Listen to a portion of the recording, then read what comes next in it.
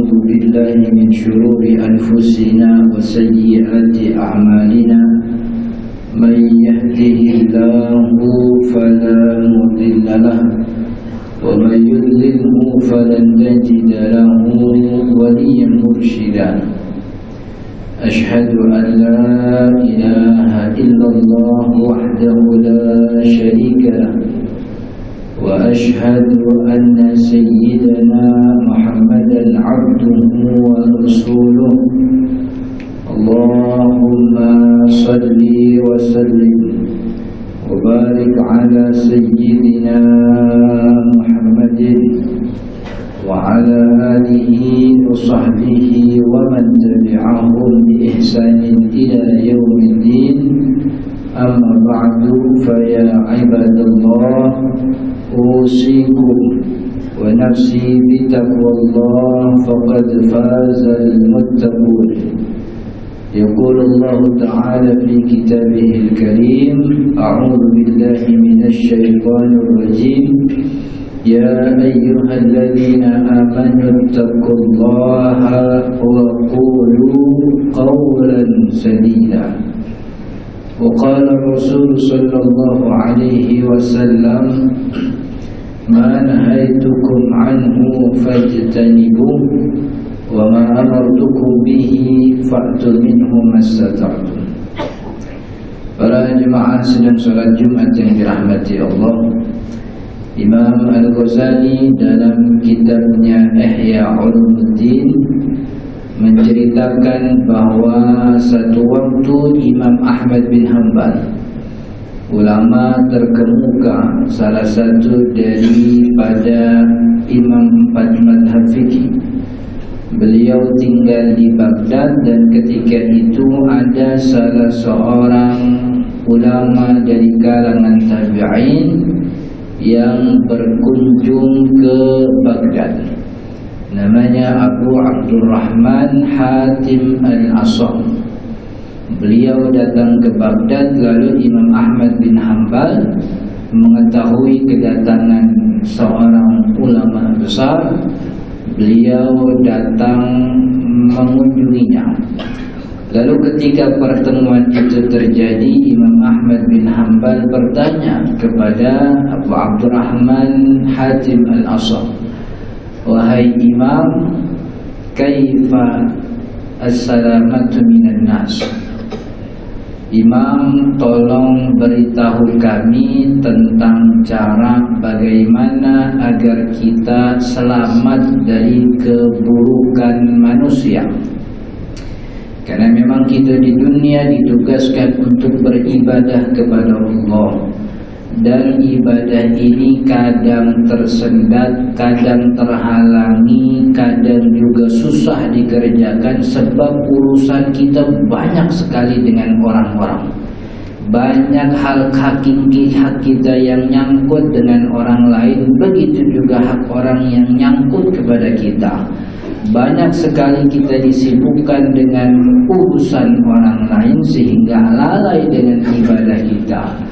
Maka kata Imam Ahmad, bagaimana biar kita selamat dari manusia agar bisa ibadah tenang, ibadahnya fokus, wajibnya dikerjakan, sunnahnya bisa dijalankan, yang makruh dihindari, yang haram pun tidak pernah kita sentuh. Maka kata Imam Hatim Al-Asam, agar bisa kita selamat daripada manusia, ini perlu dikerjakan 4 hal. Apa yang pertama? Yang pertama, taufid lahum an jahlihim. Kata Imam Hatim Al-Asam, agar bisa selamat dari urusan manusia, belajarlah untuk mudah memaafkan kesalahan orang-orang. Kita tinggal di tengah komunitas yang tidak semua punya kecenderungan yang sama, yang tidak semua punya kesenangan yang sama, yang tidak semua punya kepentingan yang sama.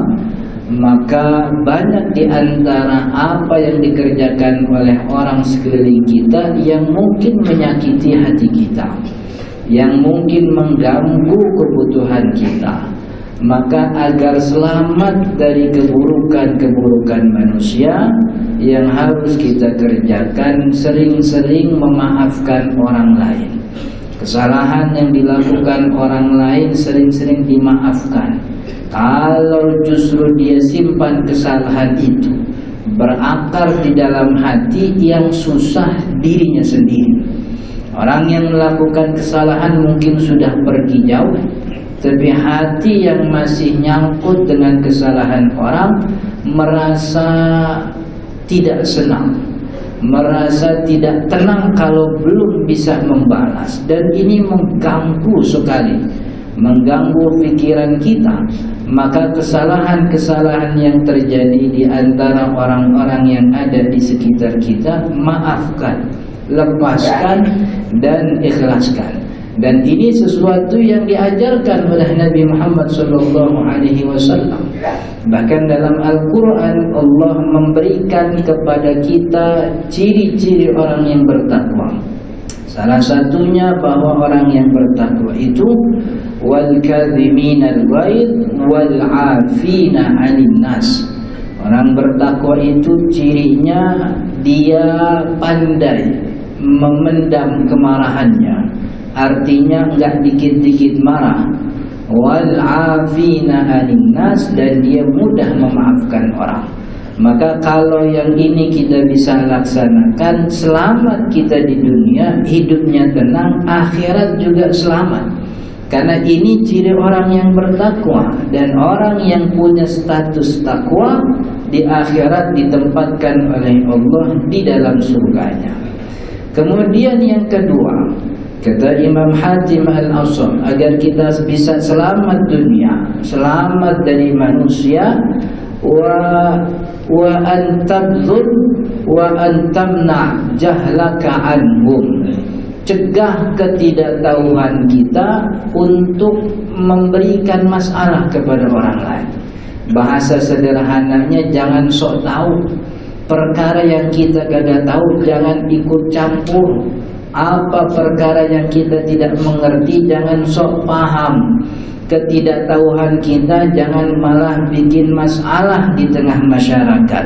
Apa yang kita tidak tahu cukup katakan tidak tahu. Apa yang menjadi urusan orang jangan ikut campur. Apa yang menjadi hajat orang jangan diganggu.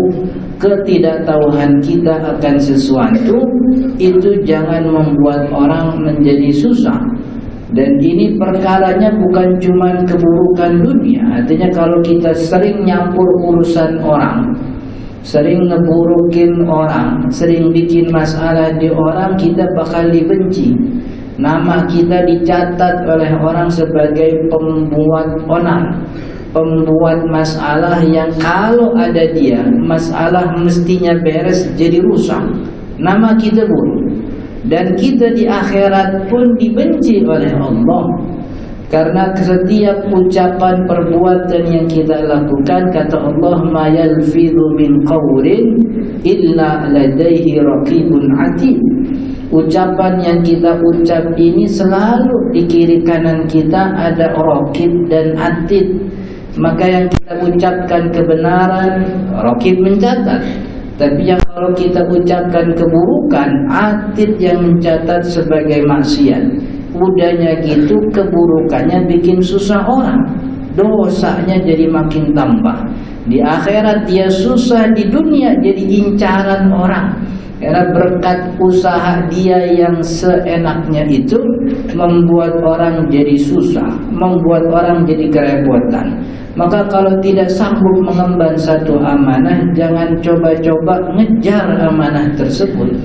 Cukup dengan apa yang kita bisa saja. Yang tidak bisa serahkan kepada orang yang mampu. Maka dengan mencukupkan diri dengan apa yang kita mampu dan tidak usah sok tahu dengan masalah yang kita tidak tahu, membuat kita selamat daripada keburukan orang lain. Kemudian yang ketiga, kata Imam Hatim Al-Asam, agar kita selamat daripada keburukan orang, wa tabdhil syayyi'aka lil qaumi, dan optimalkan apa yang menjadi pekerjaan kalian. Artinya berikan kepada masyarakat apa yang optimal dari usaha kita. Kalau memang kita diberikan amanah jadi guru, ajarkan murid dengan pengajaran yang baik. Kalau kita diberikan amanah untuk menjadi ketua komunitas, kepala rukun tetangga, kepala rukun warga, atau bahkan desa, bahkan sampai pada provinsi, bekerjalah untuk melayani masyarakat semaksimal mungkin. Maka ketika ada amanah yang tidak terlaksana, ada masyarakat yang tersakiti. Makin banyak orang yang tersakiti, makin besar kemungkinan didoakan keburukan. Maka itu kalau memang dapat amanah, bekerja kita sebagai karyawan, bekerja semaksimal mungkin. Datang jam 8, jangan sampai telat kalau memang sudah waktunya kerja. Kalau belum waktunya pulang, jangan kabur duluan. Berikan sesuatu yang paling maksimal dari diri kita. Itu yang membuat kita selamat dari keburukan orang lain.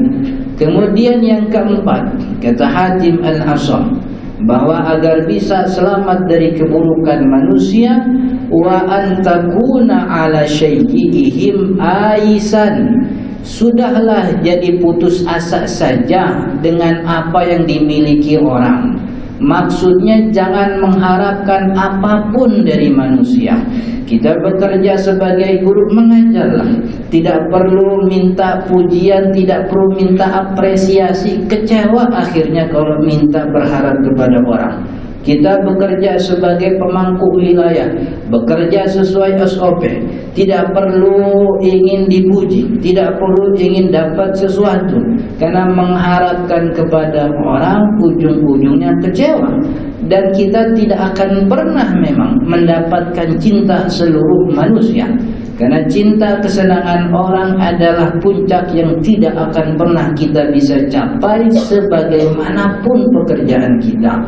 Maka sudah cukupkan apa yang kita kerjakan, berharap hanya kepada Allah Subhanahu wa ta'ala. Toh banyaknya pujian orang tidak bikin kita masuk surga akhirnya. Sebagaimana juga banyaknya cacian orang nggak bikin kita masuk neraka. Kalau banyak dipuji nggak bikin masuk surga, banyak dicaci nggak bikin masuk neraka, kenapa khawatir dengan apa yang dikerjakan orang? Maka berhenti sudah berharap kepada manusia, berharaplah hanya kepada Allah. Kalau empat ini kita kerjakan, niscaya kita selamat dari keburukan manusia, kita terlepas dari kesibukan dunia, sehingga bisa kita fokus untuk beribadah kepada Allah. Yang pertama, banyak-banyak memaafkan kesalahan orang. Yang kedua, jangan ikut campur pada urusan yang kita kagak ngerti. Yang ketiga, berikan usaha kita semaksimal mungkin kepada masyarakat. Yang ketiga, jangan berharap apapun kepada manusia. Empat ini kita kerjakan bukan cuma keselamatan dunia, tapi juga akhirat kita insya Allah selamat. Karena empat hal ini merupakan sifat daripada sifat-sifatnya para Nabi Allah alaihi wassalatu wassalam. Barakallahu